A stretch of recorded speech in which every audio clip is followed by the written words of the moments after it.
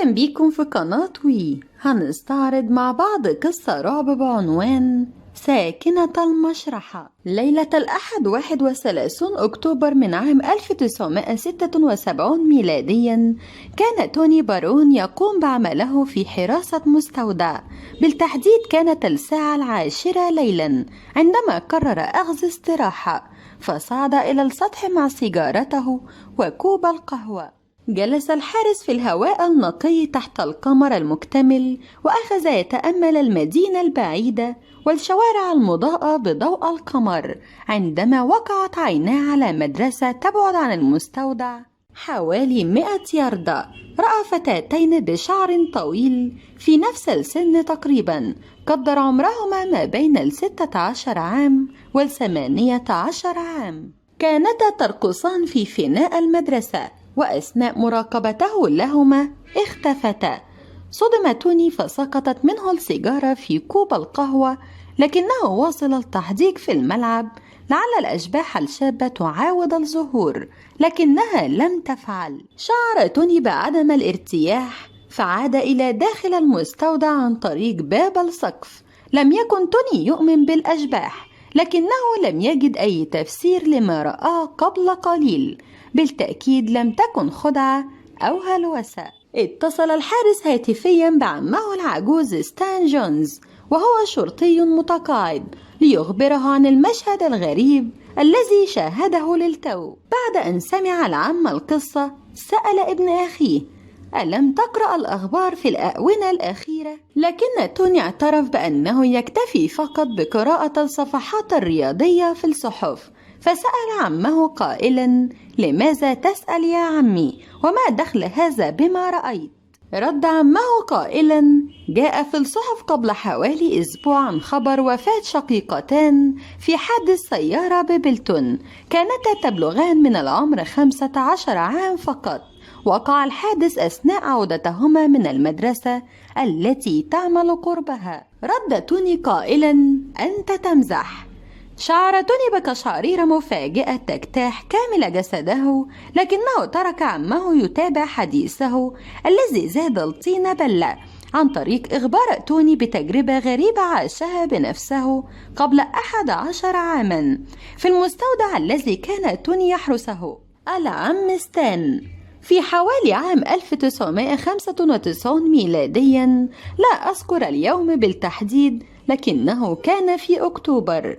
وقتها دعاني الحارس العجوز للمستودع لاحتساء كوبا من الشاي، فقد كان صديقي. وبعد أن جلسنا معا داخل المستودع، قدم لي الشاي ومعه شطيرة، ثم ذهب إلى المرحاض في الطرف الآخر من المبنى. وقتها لم أكن واحدا من الأشخاص الذين يعتقدون في الأشباح والخوارق، لكن حين ذهب الحارس حدث شيء بقي في ذهني لسنوات. ربما لا ينبغي أن أقول لك ما حدث حتى لا يعلق بعقلك أنت أيضا. لم يكن توني يعرف ما إذا كان حقا يريد أن يسمع بقية القصة أم لا، لكنه في النهاية طلب من عمه إكمال القصة. توني: أكمل يا عمي، أنا لست خائفا. قالها توني وهو يشاهد القمر من خلال نوافذ المستودع ويراقب فناء المدرسة بقلق. فتابع العم قائلا: بعد ذهاب الحارس إلى المرحاض، شعرت فجأة ببرودة في المكان، حتى أن البخار كان يخرج من فمي. ثم انتابني هذا الشعور المخيف بأن هنالك حقا شيء بجانبي.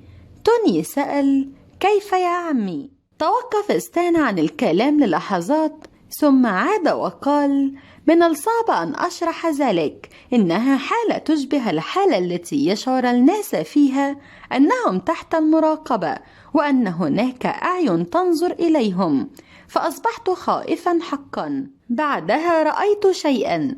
أمتأكد أنت من أنك لست خائفا يا توني؟ توني رد قائلا: قليلا، لكن فضولي تغلب على خوفي. أكمل يا عمي. العم ستان: نظرت هنا وهناك، فرأيت 3 أو 4 أشياء لا أذكر عددهم بالتحديد، لكنها كانت تشبه الأجساد البشرية، وكلها مغطاة بأغطية بيضاء، وكانت ممددة على الأرض في زاوية مظلمة من الغرفة، وبقيت هناك ثابتة حتى جاء الحارس مرة أخرى، فأشرت له تجاههم وسألته ما هي تلك الأشياء المغطاة هناك، لكنها اختفت فجأة قبل أن يلتفت. رد توني قائلا: ماذا فعل الحارس بعدها؟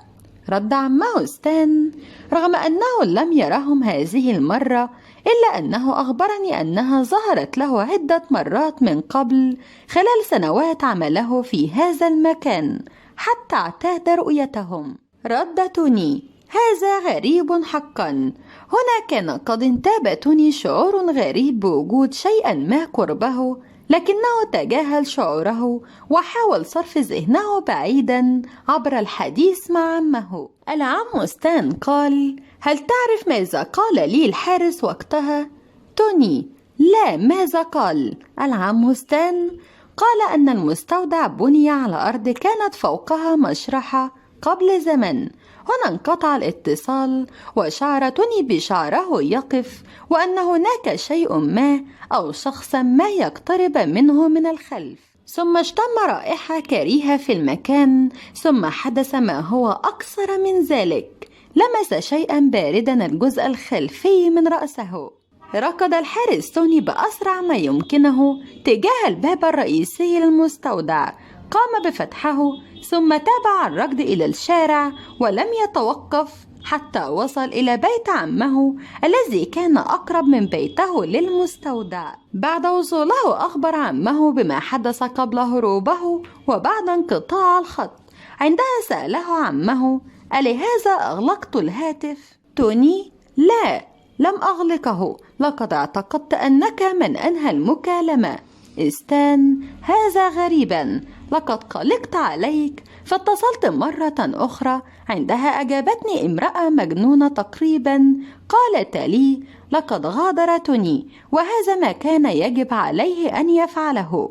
ثم أخذت تضحك بشكل هستيري. توني: لكن لم يكن هناك أحدا في المستودع. بعد ذلك بعام كان توني جالس في إحدى الحانات عندما قابل رجلا تصادف أنه عمل ل3 سنوات في المستودع نفسه الذي عمل فيه توني، وقال أنه ترك العمل بسبب حادثة مخيفة وقعت معه عندما استغرق في النوم أثناء العمل ذات ليلة. فلما استيقظ وجد امرأة شريرة المظهر في ثوب أبيض طويل كانت تقف فوق رأسه وهي تبتسم، وكان وجهها أبيض مثل الورقة، وكانت عيناها مصفرة مع ظلال سوداء تحيط بها. وكان هناك أيضا رائحة مثيرة للإشمئزاز مثل رائحة تحلل الجسد. وبعد ثوان المرأة اختفت والرائحة الكريهة تلاشت بسرعة. شكرا لمتابعتكم،